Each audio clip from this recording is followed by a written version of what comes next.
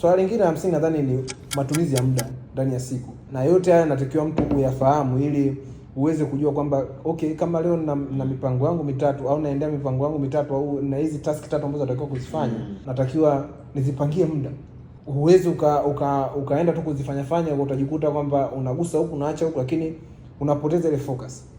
Kwako wewe maybe unaweza ukashare experience yako, jinsi gani matumizi yako muda huo unayatumia vipi au unayapanga vipi?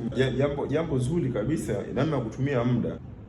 Tumeongelea masuala ya kuamka asubuhi kujenga mwili, lakini masuala ya muda yanaendana na maandalizi kabla ya siku. Tumia vizuri hata simu zetu hizi, kuna namna unatumia kalenda yako, unapanga ratiba na kalenda kabla ya siku haijafika.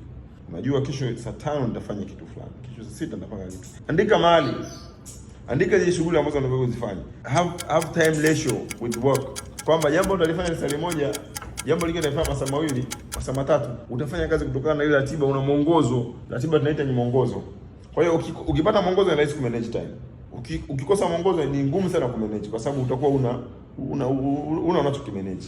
Kwa hiyo lazima tuwe na ratiba ambayo tunaipanga kabla. Kwenye kalenda zetu za simu, kalenda zetu za mikono, tutengeneze ratiba. Weka vitu pale. Kwenye muda angalia priorities. Prioritize vitu. Kitu cha msingi kiwe cha kwanza, kama hicho kitu cha msingi kinakuwa cha mwisho.